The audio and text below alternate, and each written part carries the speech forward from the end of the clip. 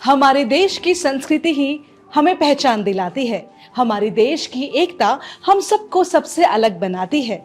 धरा से अंबर तलक विस्तृत है हमारी भारतीय संस्कृति, देती है जो हर जड़ चेतना को सार गर्भित जीवन की स्वीकृति। और इसी के साथ आप सभी का स्वागत है द कंचन नेगी शो में, जिसका उद्देश्य है कला, संस्कृति, साहित्य, शिक्षा, स्वास्थ्य, पर्यटन, इतिहास के साथ साथ प्रख्यात शख्सियतों को आप सभी से रूबरू कराने का। और इसी कड़ी में आज हम आपको लेकर आए हैं जम्मू की तवी नदी से लगभग 500 फीट ऊपर एक पहाड़ी पर लाल रंग की आकर्षक ईंटों से बने शानदार अमर महल में। तो चलिए देखते हैं क्या कुछ खास है इस महल में। कंचन नेगी शो का आपका स्वागत है। अमर महल के प्रवेश द्वार से ही मन प्रसन्न हो जाता है। महल के प्रवेश द्वार मुख्य गेट से निकलती सड़क के बाईं और दाईं ओर बहुत ही खूबसूरत मर्मस्पर्शी बागवानी, छोटे बड़े सुंदर वृक्ष, हरी भरी मखमल सी घास, खिलते तरह तरह के अच्छे सुमन, स्वच्छ साफ वातावरण, दिलकश महल किसी स्वर्ग से कम नजर नहीं आता। मुख्य द्वार से प्रवेश करते ही लाल और पीले रंग का चमकता हुआ दीर्घ महल नजर आता है। जम्मू में स्थित अमर महल को संग्रहालय का रूप दे दिया गया है। यहाँ पर शाही परिवार की अनेक वस्तुएं देखने योग्य हैं। ये म्यूजियम राजा अमर सिंह जी ने लेट 19th सेंचुरी में इसकी कंस्ट्रक्शन शुरू की और 1908 में जब उनकी डेथ हुई तो उस वक्त इसका ये आधा हिस्सा इस पैलेस का बन चुका था। तो उसके बाद ये अधूरा रह गया। तो जब महाराजा हरि सिंह ने वो पढ़ के बाहर से आए तो उन्होंने इसको फिर पैलेस को कंप्लीट किया। यहाँ पे लास्ट रहने वाली डॉक्टर करण सिंह की माता जी थी, वो 1967 तक यहाँ पे रहती रही हैं। उसके बाद 1975 में डॉक्टर करण सिंह जी ने इसे म्यूजियम और लाइब्रेरी में बदल दिया। तो तब से ये म्यूजियम चल रहा है। इस ऐतिहासिक अमर पैलेस में उत्तराखंड राज्य से ही नहीं बल्कि अन्य राज्यों से और विदेशों से भी कई सैलानी आते हैं। एक्चुअली म्यूजियम जो है इसमें हिस्ट्री को ही ये डिपिक्ट करते हैं। इसमें हिस्ट्री के बारे में ही पता लोगों को पता चलता है क्या चीज़ है, कैसे हुए, कब हुआ। तो उसमें रोल तो है म्यूजियम का। जब टूरिस्ट सीजन होता है तो हमारे पास 1000 के करीब लोग रोज़ाना आ जाते हैं और जब सीज़न कम होता है तो उसको 400-500 के करीब लोग उस वक्त भी विज़िट करते हैं। दूसरी जगह पे जाके आपको देखना चाहिए वहाँ का क्या कल्चर है, क्या कैसे लोग हैं, क्या पहले वहाँ का क्या हिस्ट्री क्या है वहाँ की, ये चीज़ें देखनी चाहिए। म्यूजियम को बनाने के लिए इसमें तो ज़्यादा इस्तेमाल है ईंटें और सैंडस्टोन के वो बनाए हुए ब्लॉक्स वो यूज़ हुए हैं इसमें। दूसरा लकड़ी का काम है ज़्यादा, रूफ्स वगैरह जो लकड़ी के हैं, तो ऊपर छत पे टीन है, यही ज़्यादा मटेरियल यूज़ है। और बाकी चीज़ें जो हैं कुछ वो तो इम्पोर्टेड चीज़ें, उस ज़माने में हिंदुस्तान में तो ऐसी चीज़ें बनती नहीं थी, तो बाहर से लाई हुई चीज़ें हैं ज़्यादा, जैसे टाइल्स वगैरह हैं, फिर सैनिटरी फिटिंग का सामान है, वो उस वक्त इम्पोर्टेड सामान होता था, तो यहाँ पे तो होता नहीं था उस वक्त। विशाल तवी नदी के छोर पर बना ये खूबसूरत महल लौकिक और अलौकिक पक्षों का सुमेल लगता है। चारों ओर एक दिव्यता नजर आती है, आकर्षक इतना कि जैसे स्वर्ग का महल हो। कलकल बहती तवी नदी इस महल को छूकर आगे निकलती है। महल के पीछे की ओर बहती ये नदी दूर दूर तक भव्य मनमोहनी दृश्य बनाती है। ये हमारी रियासत महाराजा गुलाब सिंह जी ने 47 से पहले इतनी बड़ी रियासत थी जिसकी सरहदें अफगानिस्तान, बलूचिस्तान, चाइना और रशिया तक थी। 84,000 वर्ग मील एरिया था। तो 47 में हिंदुस्तान और पाकिस्तान का बंटवारा हो गया, तो उसमें अब 42 रह गई है। आधे से भी ज्यादा कुछ पाकिस्तान, कुछ चाइना ले गए। अब थोड़ा सा बचा हुआ इलाका हमारा ये है। बिल्कुल। और महाराजा गुलाब सिंह जी ने ही जम्मू कश्मीर राज्य की स्थापना की थी। हाँ जी, हाँ जी। तो क्या है जम्मू कश्मीर का जो प्रागैतिहासिक काल रहा है और प्रारंभिक इतिहास रहा है, उसके बारे में आप कुछ बताएंगे हमें? जो जम्बू लोचन और बहु लोचन दो भाई थे जी, तो उनका शासन बहु फोर्ट किला जो है वहां पर था। जी, उनका छोटा भाई वो इस तरफ आए शिकार खेलने, जी, तो उन्होंने देखा कि एक तालाब में शेर और बकरी इकट्ठे पानी पी रहे। वो देखकर उनको बड़ा अचंभ हुआ, तो उन्होंने अपने नाम से जम्बू शहर बसा दिया, जी, जो बाद में बिगड़ते बिगड़ते जम्मू बन गया। जी, तो उस शासन काल में ऐसे सिक्के थे और ये उनका किला है बहु फोर्ट काली माता। जी, तो ये महाराजा गुलाब सिंह हैं, ये अपने बेटे महाराजा रणवीर सिंह जी को जीते जी राज तिलक दे रहे हैं। अच्छा, बोल रहे हैं आप राजा हो, मैं प्रजा हूँ, जो आप करोगे मुझे मंजूर है। तो जम्मू को मंदिरों का शहर कहते हैं। बिल्कुल, जम्मू में जितने भी मंदिर हैं और जहाँ का जो ला था रणवीर पैनल कौर, जी, 6 महीने राजधानी जम्मू, जी। 6 महीने कश्मीर, महाराजा रणवीर सिंह जी की देन है। बिल्कुल। और कहते हैं कि हमारे उत्तराखंड तो देवों की भूमि है और लैंड ऑफ गॉड्स है, और जम्मू शहर की बात करें तो ये दर्शकों को हम बताना चाहेंगे कि इसको लैंड ऑफ टेम्पल्स कहा जाता है। जी, जी, ये महाराजा रणजीत सिंह है, शेर पंजाब। जी, तो इनके दरबार में महाराजा गुलाब सिंह, ध्यान सिंह, सुचेत सिंह, तीनों भाई सिपाही भर्ती हो गए। सिपाही से बहादुरियां करते करते वो जरनैली तक पहुंचे और बहादुरियां की, तो उन्होंने खुश होकर महाराजा रणजीत सिंह जी ने तीनों को राज तिलक दिया। दरिया चनाब अखनूर जिया पोता घाट है, वहां पर ये अपने हाथ से राज तिलक दे रहे हैं। महाराजा गुलाब सिंह जी को जम्मू का, ध्यान सिंह जी को पुंछ और राजा सुचेत सिंह जी को सुचेतगढ़। सिपाहियों से जनरल बने, जनरल से और बहादुरी की, तो उन्होंने खुश होकर तीनों को राज तिलक दिया जहाँ पर। तो तीनों छोटी छोटी रियासत के राजे बन गए। जी, तो जब तक ये इनके साथ रहे तो इनकी विजय होती रही। जैसे इन्होंने छोड़ा तो महाराजा रणजीत सिंह स्वर्गवास हो गए। उनके आगे बेटे हुए दलीप सिंह। दलीप सिंह और अंग्रेजों का युद्ध हुआ, दलीप सिंह की हार हो गई, तो अंग्रेजों ने उनको 75 लाख रुपया हर्जाना डाला। उस समय उनके खजाने खाली थे, तो महाराजा गुलाब सिंह जी ने कहा कि जम्मू के साथ कश्मीर लगता है, अगर आप कहें तो 75 लाख रुपया हम देते हैं। वो मान गए। इन्होंने 75 लाख रुपए से कश्मीर खरीद लिया। और जनरल जोरावर सिंह के बारे में काफी कुछ कहा जाता है। जनरल जोरावर सिंह, महाराजा गुलाब सिंह के जनरल जो थे वो जोरावर सिंह थे जी, तो उन्होंने ही सारा कारनामा ये दिखाया है। अगर ये वहाँ बिल्किस्तान में शहीद हो गए, अगर ये वहाँ शहीद नहीं होते तो आज चाइना का कैलाश पर्वत भी इंडिया में होता। तो ये उनका किला है लेह में। मैं चाहूंगी कि हमारे दर्शक भी इस चीज को गौर से देखें कि कैसे जनरल जोरावर सिंह कहूलिरिया उन्हें कहा जाता है, और ये 1786 से 1841 तक रहे, और महाराजा गुलाब सिंह की बनाई गई जो डोगरा सेना में ये एक जनरल बनकर उभरे थे, बहादुर जनरल जी।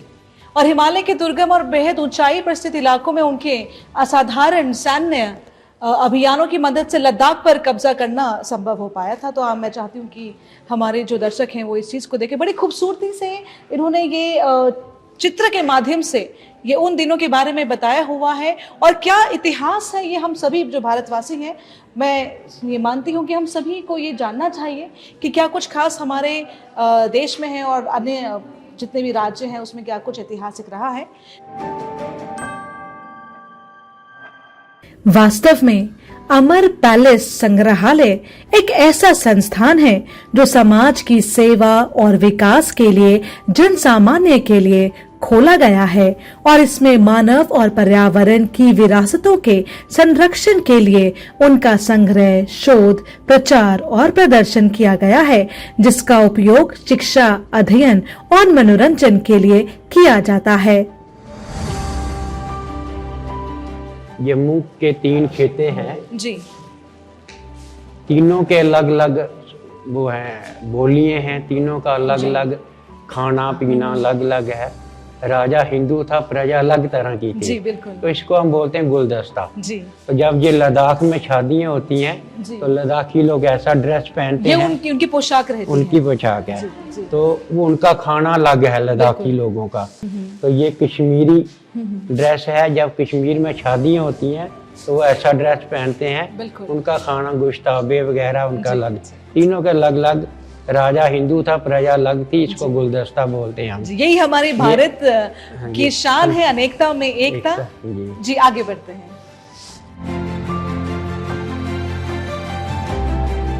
तो ये 150 साल पुरानी बिल्डिंग है। इस महल में महारानी तारा देवी रहती थी। तो महाराजा अमर सिंह के बेटे महाराजा हरी सिंह, तो महाराजा हरी सिंह को ब्रिटिश गवर्नमेंट खूबसूरती का 1 लाख रुपया इनाम दिया करती थी। जब गोल कॉन्फ्रेंस हुई तो पहला महाराजा जिसने इंग्लैंड में जाकर बोला कि हिंदुस्तान को आज़ादी का हक मिलना चाहिए। कोई भी महाराजा अपनी रियासत हिंदुस्तान के साथ नहीं मिलाना चाहता था। फिर जहाँ बाल विवाह होते थे वो उन्होंने बंद किए। छूत-छात ही हरिजनों के लिए मंदिर खोल दिए। तो इनके जो राजगुरु थे वो 2 भाई थे, वो नाराज होने लगे।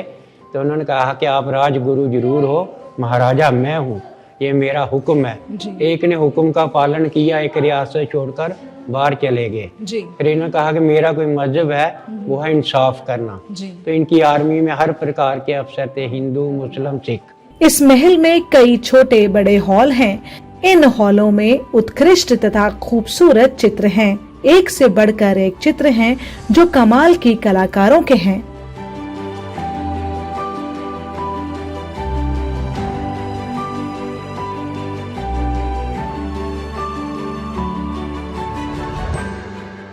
करम सिंह जी, हम जानना चाहेंगे इसके बारे में, ये क्या चीज है? ये बिजली का घोड़ा है।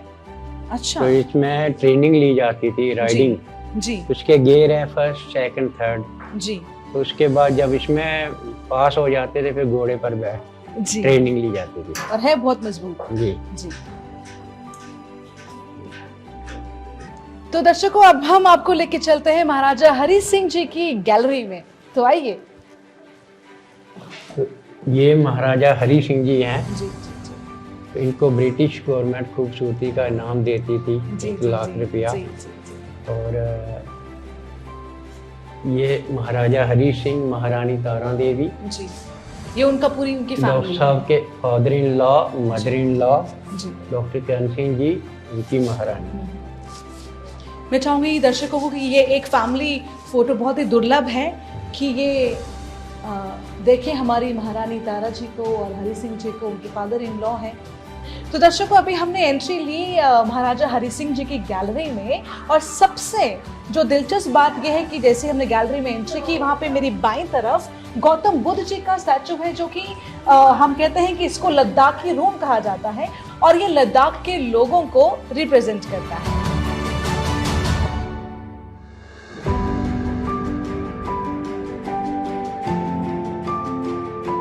और दर्शकों, अभी हमें ये भी पता चला कि जो महाराजा हरी सिंह जी हैं वो दूसरे विश्व युद्ध के दौरान ब्रिटिश भारतीय सेना के मानद लेफ्टिनेंट जनरल थे, और इस दौरान वो ब्रिटेन के प्रधानमंत्री विंस्टन चर्चिल के इंपीरियल वॉर कैबिनेट के सदस्य भी थे। ये साफ साफ लिखा हुआ है कि युद्ध के दौरान उन्होंने पश्चिम एशिया का दौरा किया, जहां वे ध्रुवीय शक्तियों के खिलाफ लड़ रही अपनी टुकड़ियों से मिले, और युद्ध के मैदान में अपनी सेना के साथ एकजुटता दिखाने के लिए उन्हें न केवल अपने सैनिकों बल्कि मित्र देशों की सेनाओं, खासकर ब्रिटिश सेना से भी बहुत ज्यादा सम्मान मिला। दर्शकों, आपको बता दें कि अमर महल राजा अमर सिंह का यह आवासीय महल था, लेकिन बाद में इस महल को एक संग्रहालय यानी म्यूजियम में तब्दील कर दिया गया था। लाल ईंटों से बना यह खूबसूरत महल सभी पर्यटकों को देश विदेश से अपनी ओर आकर्षित करता है, और हमारे उत्तराखंड राज्य से भी कई सारे लोग यहाँ इस अमर महल में आते हैं इसके इतिहास जानने के लिए। यहाँ का प्रमुख आकर्षण डोगरा सिंहासन है, जो 120 किलो ठोस सोने का बना हुआ है। तो ये महाराजा हरी सिंह जी का सिंहासन है जी। इसके 8 शेर हैं, 4 पहरेदार हैं, जी। ऊपर छत सूर्यवंशी है, पीछे उनका फ्लैग है सूर्यवंशी। ये 6 महीने जम्मू रहता था, 6 महीने कश्मीर। जब दरबार लगता था तब महाराजा इसको इस्तेमाल करते थे। जी। और अभी ये पूरी तरीके से लॉक किया हुआ है दर्शकों में, इसके अंदर हम आपको लेके नहीं जा सकते हैं, लेकिन बाहर से ही हम आपको दिखा सकते हैं महाराजा हरि सिंह जी का सिंहासन।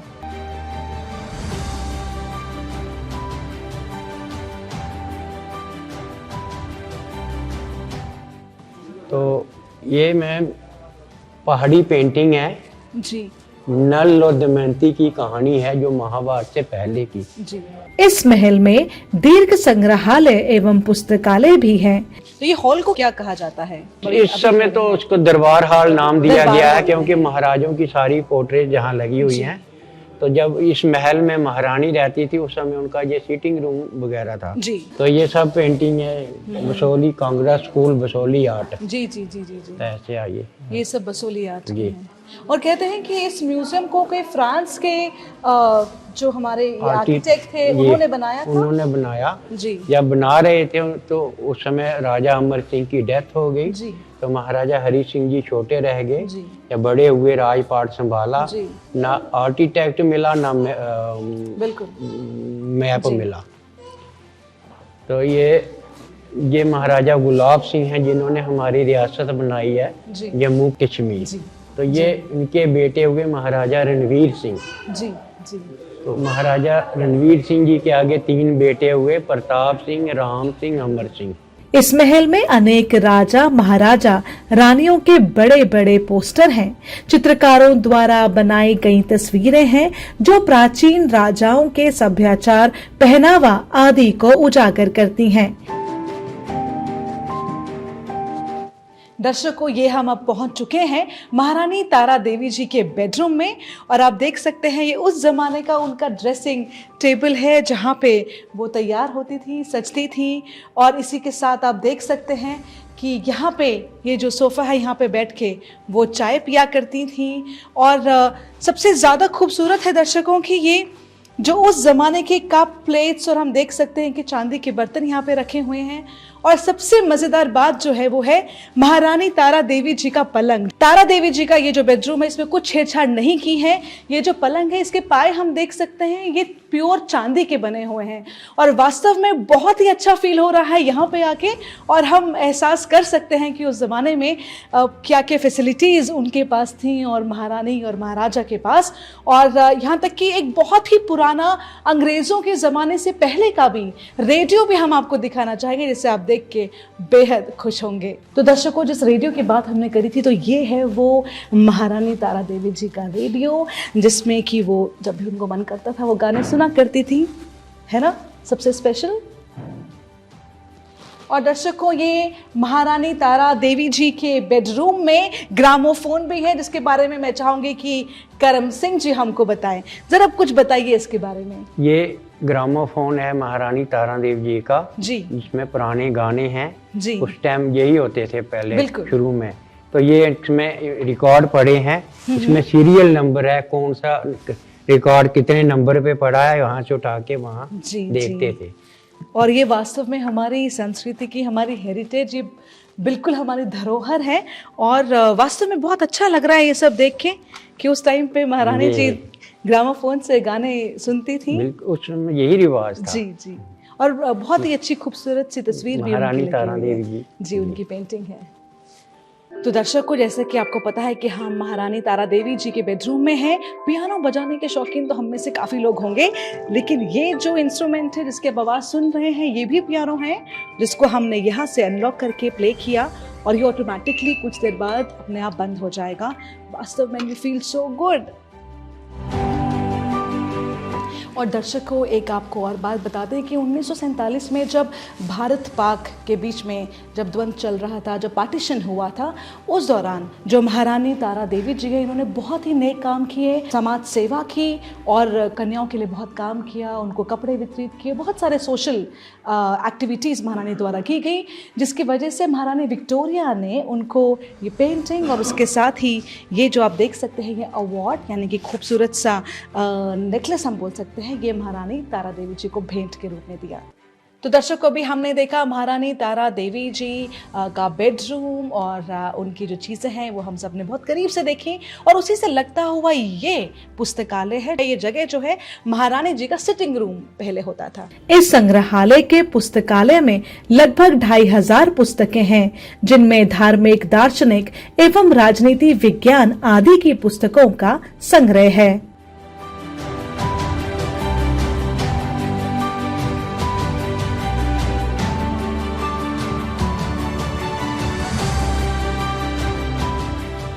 कलेक्शन है स्टैम्प।